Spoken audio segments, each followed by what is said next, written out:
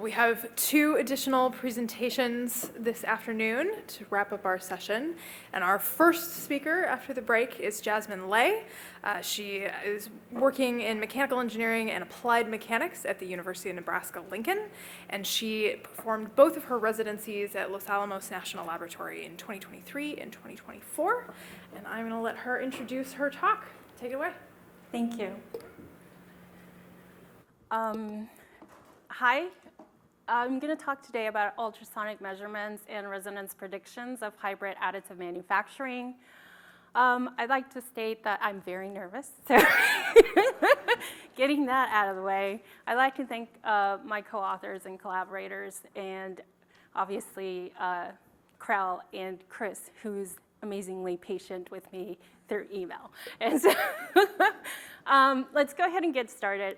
And if I can switch the slide. There we go. So most of us understand the importance of additive manufacturing in terms of complex geometry and part consolidation. Those of us that work in additive manufacturing understand the challenges. And so these challenges are many. The challenge that I face is that of inspection, specifically non-destructive inspection. And so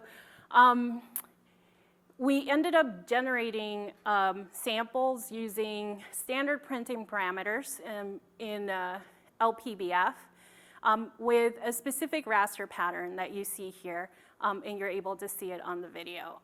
And so each of these sets had 4 cubes, and then we introduced the hybrid manufacturing concept. And so hybrid manufacturing is essentially 2 or more secondary processes or energy sources that are fully coupled, and you can do this in different ways.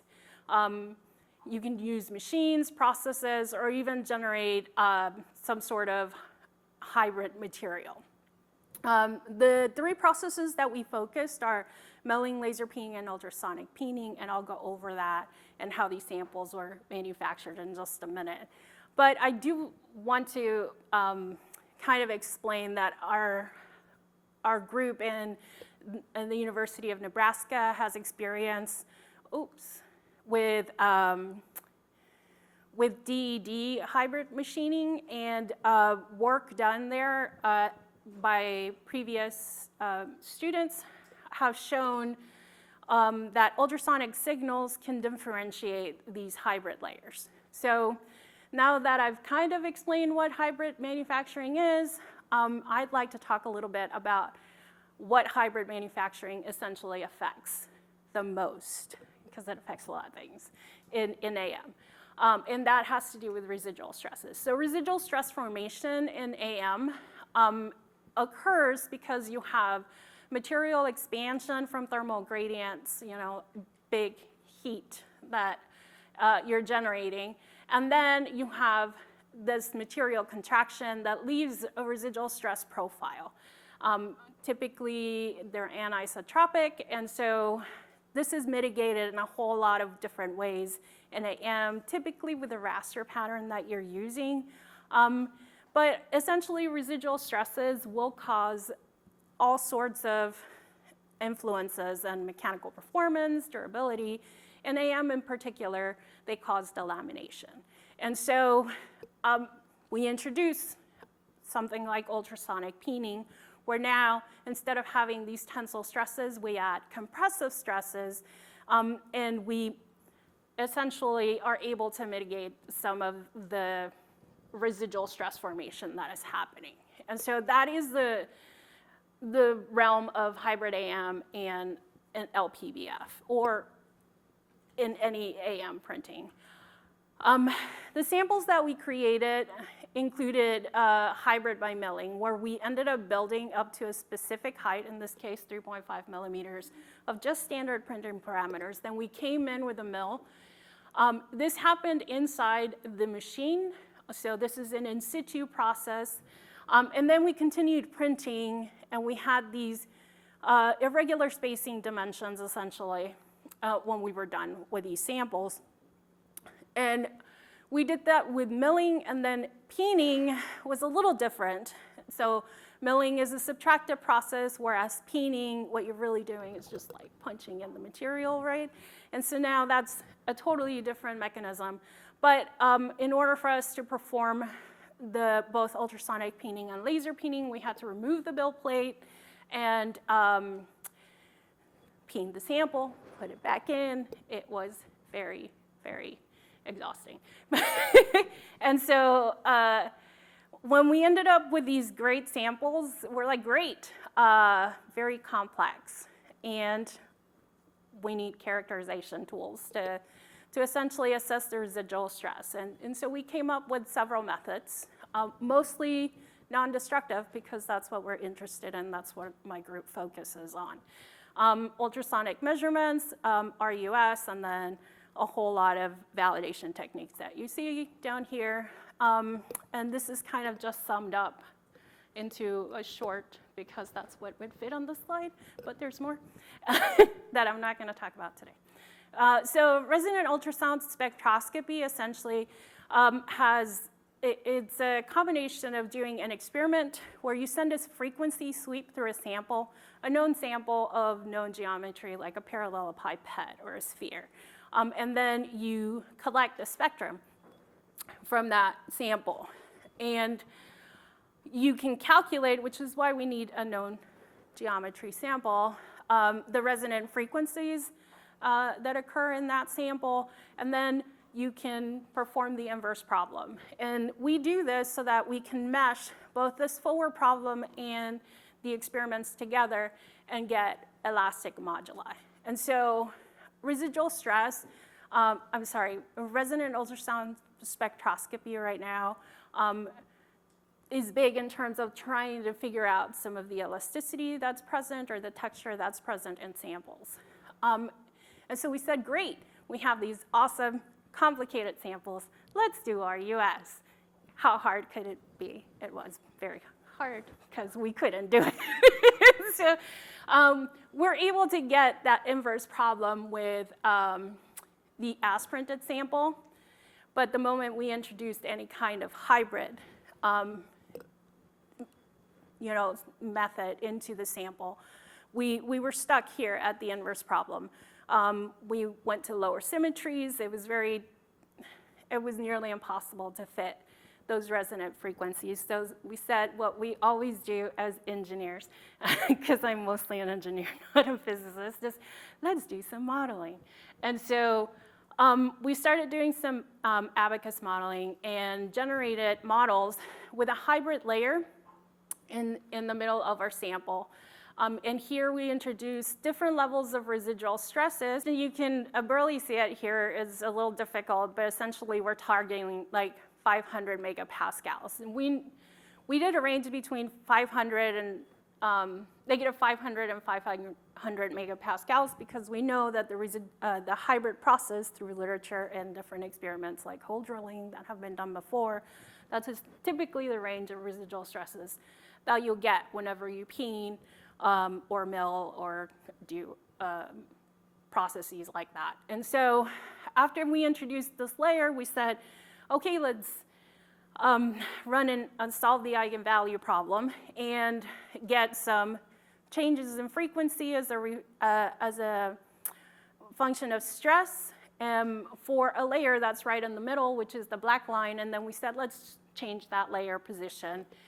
And we changed it to the top and the bottom of that middle layer, as you can see. Now you have the 3 and the 5, which is those values right there are the same because you have symmetry that happens in your sample in an eigenvalue problem. Whatever you get at the top, you're going to get at the bottom. So that's why you have only one green line because it represents the layer in the top and the bottom. This is one layer that we're shifting. And so you can see if we're looking at mode 1, which is a torsional mode, because it's twisting in the middle, it's mostly influenced by shear stress. And you can see that when the layer is right in the middle, you get a pretty degree of change, pretty high degree of change. As that layer starts moving to the outside ends, then all of a sudden our frequency change is lessened. And so we see that the mode shape affects the residual stresses, the location and the frequency changes that you'll see with residual stress. And so you're able to see that there's certain modes like the bending modes that really don't show a whole lot of difference. And then when you start getting to higher order modes like mode 14, then you stop seeing changes that are monotonic. And that's when things become a little bit more interesting. And so what we ended up doing is we ended up getting essentially, the slopes of all these lines or our gradients as a function of layer location and stress. And we're able to see here the patterns that I just talked about a lot more clearly, like for mode 1, mode 14, you see that it's not monotonic. And then you're able to see like mode 3 and mode 2 are very similar. And then there's certain modes that just kind of don't change. And so we said, okay, what do we do with this information? The biggest thing that we're trying to do is determine how much residual stress is present in our samples. So let's generate 70 simulations with random location and random residual stress. And so what we ended up doing is taking that information and interpolating some of these gradients in order for us to pick to find the gradient of that specific location, and then pick the 6 most significant modes and average them to essentially predict a level of residual stress. And so what you have in this graph are the different colors represent the nearest layer location that kind of helped us identify which gradients we were going to interpolate from. And then you're able to see it as a function of targeted stress versus predicted stress, and we get a really nice straight line, which we like, because there's a really good correlation. And so essentially, we're able to see at the very top is that we're looking at the absolute error for say, this simulation here. You see that that's kind of green, but most of them are blue, which means that our error range is between 10 and 20 megapascals, which is pretty nice. It is a little higher as we start moving out, but overall, it's a pretty good method of predicting residual stress in terms of simulations. We said, okay, can we do better? And that's the current work that is going on right now, machine learning. And so we can do significantly better with machine learning, which is really nice. And it makes sense because we had a linear trend that stress would work with something like a partial least square regression. Whereas when we have the layer location having that symmetry, we need a more robust algorithm that can account for overfitting, so we use the random forest regression. But that's going to be another talk that I'm not going to talk about today, but this is our current work. The idea is to be able to predict this with the simulation and then be able to use it on our very, very complex samples, which is hard because we kind of overdid it. So we really need to print some samples that are a lot more simple. The other method that we used and that I'll talk about today is ultrasound measurements, specifically of wave speed. And I'm going to talk about 2 different methods, both the immersion technique that you see up here, where you use a water tank and a transducer, and then a contact pitch catch method. And so wave speed essentially also can give you information about the elastic properties of these materials. So if we know C11, then you can get, in the density, you can get longitudinal wave speed, and vice versa. So a lot of the times when they're trying to figure out some of these constants, they'll use ultrasonic techniques to do this already in industry. And we said, okay, let's go ahead and do this. And this kind of helped us validate some of the simulations that you saw earlier. And so this contact, the contact pitch catch system that we have here, essentially what we ended up doing is taking multiple frequencies and then trying to find our time of flight at an infinite frequency so we can get something more consistent. We know that this, from previous RUS, I totally missed the 5-minute mark, but from other RUS research, that this technique is really what meshes well with RUS. And so you can see that there's not much difference between the sets. However, what we are able to see is the anisotropy found between the transverse direction and the bill direction. And so that's interesting to see, because when we start doing these ultrasonic pulse echo measurements in the tank, now we're getting different points in our sample. And so what we ended up doing is we end up looking at the next slide, we end up looking at the range here, and we cut out any edge effects so that we can get a better picture. But for a hot roll sample, something that's statistically homogeneous, you get something that is pretty nice and clean. But then when we start looking at the wave speed maps of 3D printed samples, then we're able to see the raster pattern, which means that ultrasound can give us information about the residual stress. But it is it's a little, you have to get a full map of the entire sample.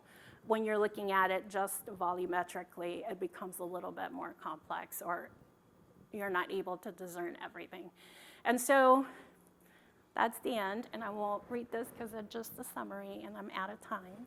But our work essentially is to try and connect both these experiments with RUS results, and then validate some of this with more advanced or current use techniques.